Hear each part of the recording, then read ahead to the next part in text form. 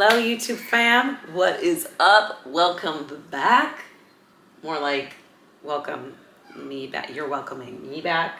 And Joey's just here. Because, yeah. Oh, this is awkward. Yeah. This is strange. Thank you for your patience in awaiting this video. I had to do a program launch for my business, and it was like pulling teeth. And so I needed a little extra Tash juice.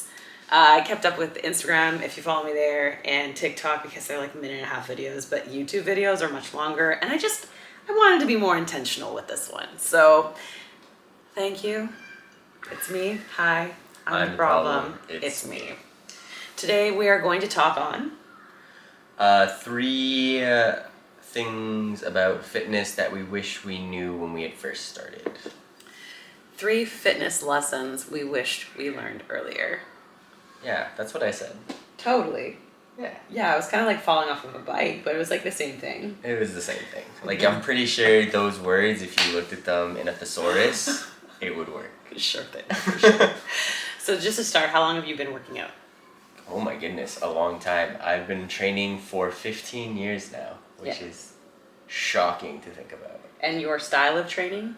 It's primarily bodybuilding.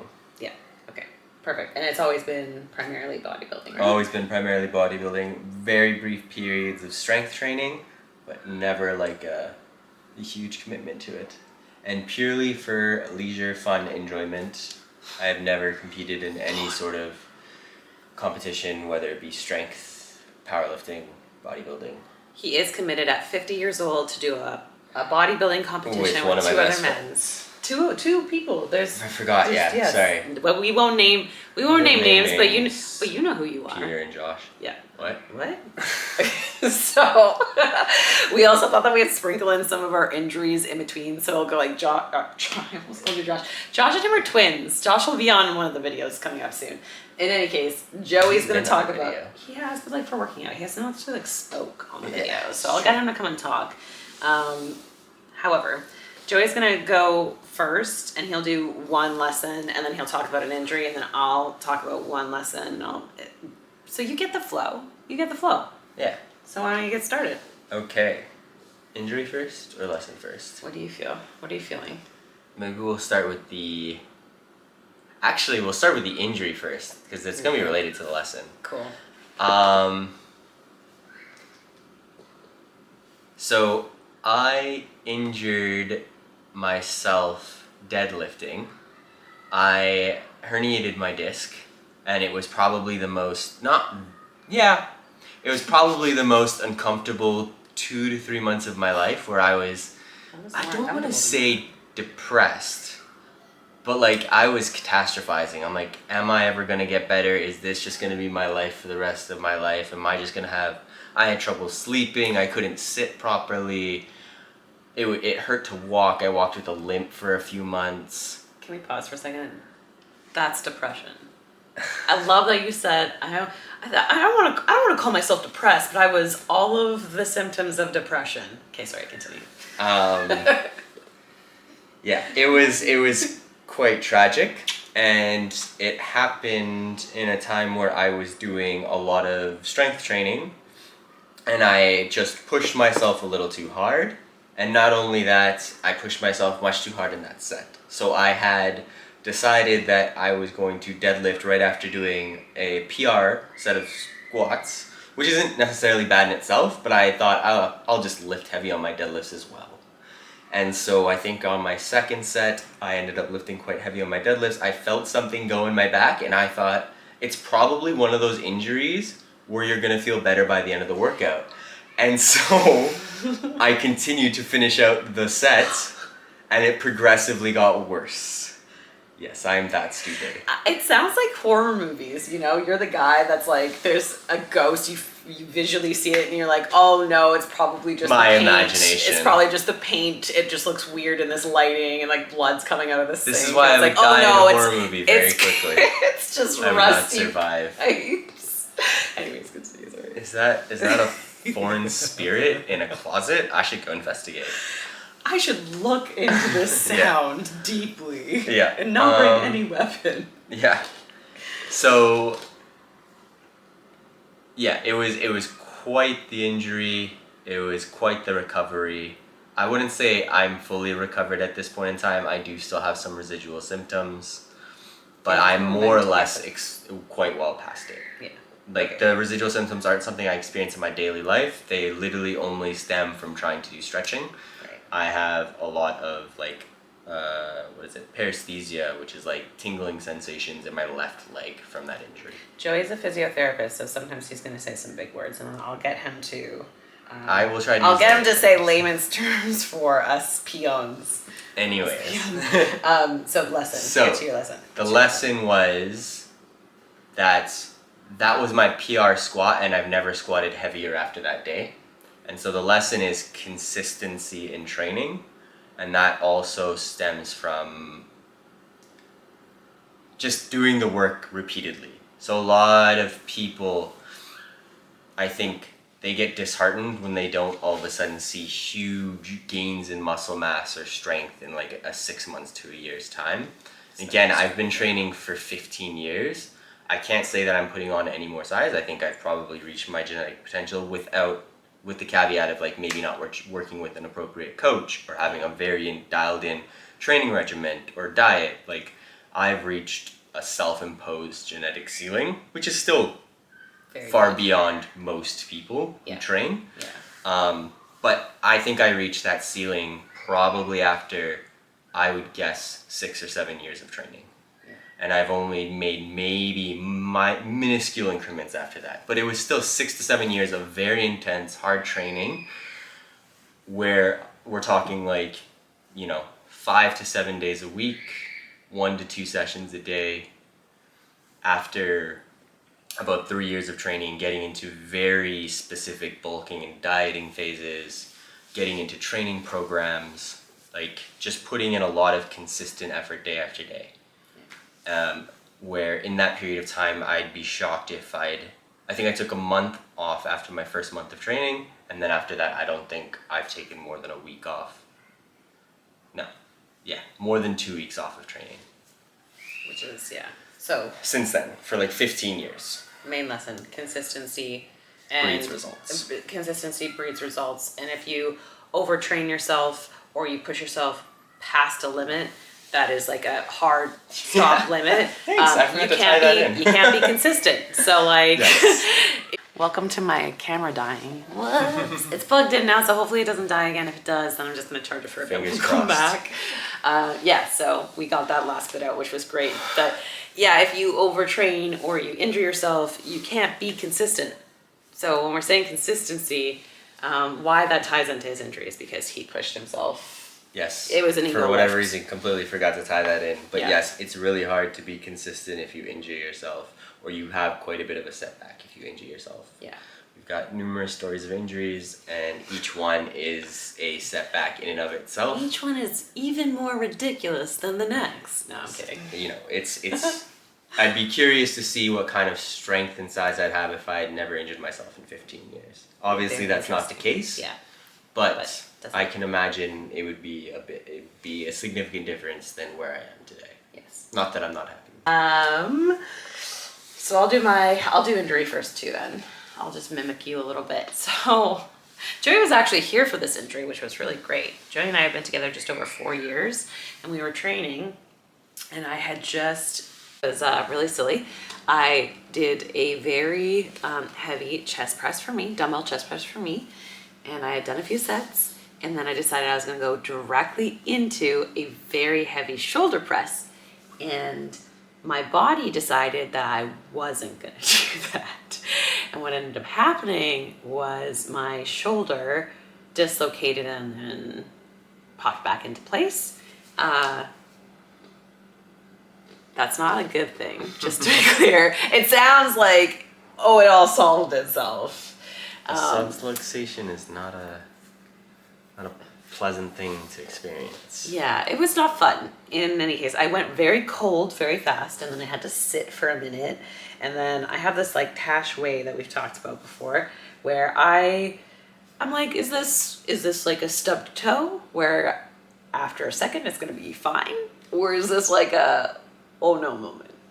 And I usually take about a minute or so to figure that out. And then this was an oh no moment. So we ended up having to leave the gym. And thankfully, Joey's a physiotherapist. And so he was in his master's program at the time when this happened. And he tapes me up.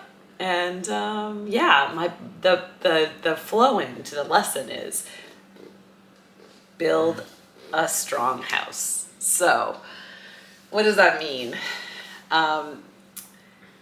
If you rush building a house, and you sacrifice little things along the way just to get it done, the likelihood of there being issues later is higher, okay? I did not build a strong house. I was ego lifting. I wanted to lift heavy because I wanted to look like I lifted heavy. I did not care about truth behind that. I just wanted to, I felt as though that was like I needed it, you know, like it was like I need to push the weight because it made me look strong. However, if I had taken the time to build the house, you know, lift the weights that I could actually lift and sustain that consistently, I would be able to lift a lot heavier, and I would not have a rotated shoulder that I do now that I have to work with and adjust to. So focusing in on like how I could have strengthened that muscle group, how I could strengthen my entire arm, back, chest, everything, so that I have a solid structure and a really good awareness of my body and control over that. Because I would have known if I had taken the time to really get to know myself and I had really taken the time to build up that muscle, I would have known I wouldn't have been able to lift that. Yeah. Not yet. I would have needed the appropriate amount of rest time in between to then come back to it. Yeah. But I still shouldn't have paired them together. So build a solid structure and take your time while building your home so that you don't have problems down the line. Yeah. Fair. Yeah. Okay, you go. All right. We'll go lesson number 2 into injury number 2. Lesson number 2 has to do with progressive overload. So if you don't know what progressive overload, it's like the primary stimulus for building muscle. The idea is for building muscle or getting stronger, you have to, in some capacity or way, lift more than you had done previously. So you either lift more weights, you lift for more reps, you lift for more sets. In some way, shape, or form, you are doing more, and so you are adapting to that load. People improperly correlate the two. They think progressive overload comes before the stimulus, but it actually comes after the stimulus. So people just assume I have to lift heavier or more in order to get the stimulus, when in fact you can lift more because you had an appropriate stimulus.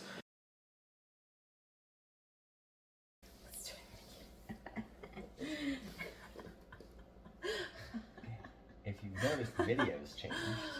If you notice the video's changed, I am over dealing with my camera, which is this one we were filming off of, because it keeps dying. So that'll be a later problem. Okay, we were talking about progressive overload. We were talking about progressive overload. Yes. And the idea that people have it misconstrued. Yeah, we don't have and that people think you have to be doing more to get more when you should be able to get more because you've done enough. Yes. And that has to do more with just adding 5 pounds to whatever weight you're lifting every week. It has to do with your recovery. It has to do with the strategy of how you're lifting. Are you taking appropriate rest breaks? Are you using appropriate rep ranges? Are you trying to be consistent with all that? So that all relates back to the first point. Yeah, and building the solid structure again. Yes. Yeah. When you're working out, when you're putting your body under stress, that's your catabolic phase. When you're resting, that's your anabolic phase. That's where muscle growth is happening. So you need rest and recovery, and appropriate rest and recovery, for you to be able to optimize your strength gains, your muscle gains, whatever it might be that you're attempting to achieve. So, yeah, that's it. And then the injury is, gosh, I hope you don't laugh too hard at this. Haha. I sprained my wrist leg pressing. Yeah, which is like, how do you do that? It was ego lifting. I put too much weight, and this was at a time when I was using my hands on the leg press. Don't use your hands on the leg press, just use your legs. Don't use your legs. And I had my hands really low down, close to my hips. Yes. And I was using a really good range of motion, which at least I'll give myself credit for that. Yeah. But unfortunately, it was such a good range of motion that I had shot my wrist back and sprained my right wrist. And it took about 6 months to a year to recover properly. I don't have any residual issues with that side, but I do think I have residual strength and muscle differences between left and right side that was based on that injury. So yeah, try not to ego lift. Yeah, and yeah, that actually links up kind of to. I mean, I'll just add to yours then. Find what you're serious about and then take it seriously. So if your aim is to utilize progressive overload, which is just a format, okay? You don't have to do that format, but if that's your choice, then if you're serious about it, take it seriously. You know, do the work, do the research, understand, and then also get in touch and in tune with your body. Because there's going to be some weeks where you can absolutely add 5 pounds to the bar. Mm-hmm. Absolutely. And it makes sense for you to increase in that format. And there's going to be other weeks where it is not possible for you. And so, like, find what you're serious about and take it seriously, as in understanding when you can go, like move up, whether it's reps or weight, doesn't matter, whatever that might be for you. When you need to hard stop, when you need to correct, so you need to pause and correct. Maybe it's your form, maybe you just need to sit and like reassess. You need to stop, reset, and then reassess by lifting again. And if it's like a hard stop, then hard stop. But really take it seriously.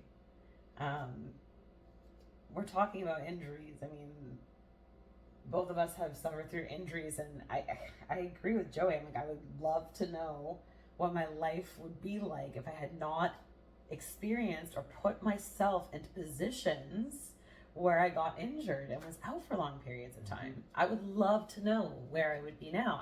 I will never know that, but I would alternate love to. universe Tash. Alternate universe Tash Hulk. Yeah, probably 200 pounds of pure muscle. If I have a bicep right now, it's only because I did an upper body workout. That's it. But still, Or because you have good muscle mass. yeah, that too. But I'll lean into one of my injuries surrounding that as well. So I very much enjoyed being active, and I enjoy participating in activities. And I decided that I was going to join in on a game of volleyball, which I had not played in a very long time. I don't even know. It was years. I had not played volleyball in years. And I just went right into, well, I used to play at that like this at this level, so I'm going to play like that at that level. My body was not at that level anymore. So thankfully I didn't injure my hamstrings or anything. Surprisingly, I did not. However, I did end up screwing my thumb up. Just so opposable thumb. The things that I makes sense was to me. trying to set. I like legitimately, you can see it. I'm trying so hard. It's like literally shaking. I can't straighten my thumb. I didn't have it set back properly, but I actually ended up dislocating my thumb while I was volleyball playing and trying to be like a hero of sorts, and I wasn't taking myself or my body or the activity very seriously. And I was just like, I didn't want to admit to myself that I had done anything. But this limited me for so long, and it still does in some ways, because when I'm using a dumbbell or even the barbell, if it's sitting on my hand in a specific way, I can actually lose complete feeling in my thumb just because of how it set itself, which is absolutely ridiculous. And I also didn't take my injury seriously, and I didn't go and get rehab on it or go to a doctor because I knew that they couldn't do anything for it. Like they would splint it, so I just taped it and splinted it myself. I did, because I don't like the doctor, so I just didn't take anything seriously. And now I have a gimpy thumb. She can barely give you an appropriate thumbs up. So when I think that you're doing an okay lift, I use this thumb. And then it sounds and then like when sarcasm. it's a great lift, I use this thumb because yeah. But find what you're serious about and take it seriously, just in the same format as that progressive overload. Like actually tune in and use the format and use it to your advantage, not in the way that everybody else wants you to use it, in the way that you need to use it. You can't out-science hard work, and that sort of relates back to the original one of consistency. You can get into the weeds of like perfect sets, reps, range of motion, eccentric, concentric, strength training, but at the end of the day, you still got to work hard in the gym. Yeah. And you got to work hard in the gym for a long period of time. So that's why it helps to have like training partners, because training partners can motivate you to get to the gym, and then if you're training with them, they can also motivate you to work a little harder during your sets or your exercises and push yourself safely, of course. Hopefully you're not scooping pre-workout into each other's mouths in the middle of a squat session, but spit it into their mouth. You can like throw it in and then swish it in like this. Wait, hold on, can we do this? No. Do you actually?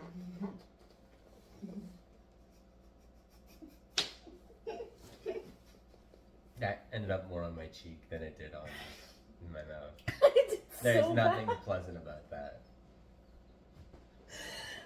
Do that.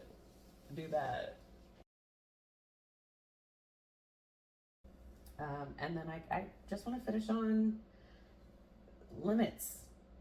The big lesson, we have so many more, but like limitations, these self-imposed limitations that we place on ourselves, where women think that they shouldn't, lift because they could make them big and bulky, or men thinking that they have to lift so that they look masculine, bigger.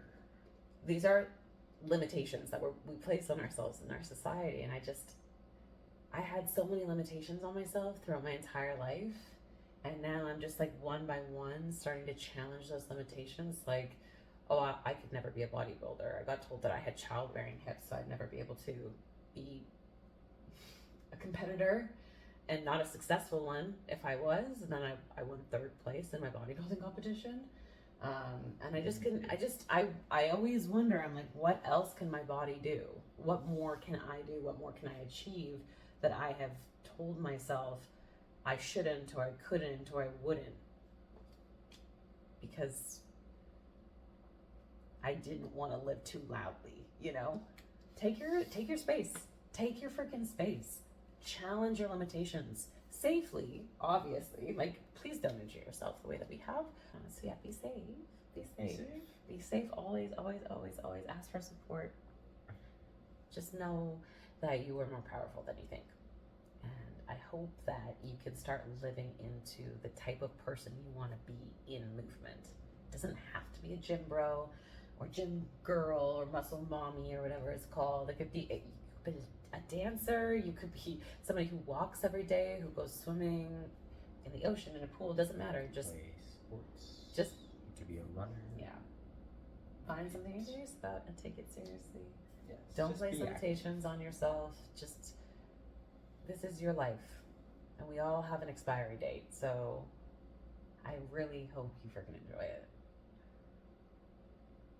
Cool. Just be healthy. Just be healthy. Didn't you know that? Oh my gosh. Sorry. All right, kiddos. We have a ton more that we can offer on this. If this is valuable, please please comment if you want something different, if we want something on nutrition next time, or if you just like more fitness tips, that's fine too. We like those because we've been doing it for a hot minute. And catch you on the flip side. Thank you, Joseph.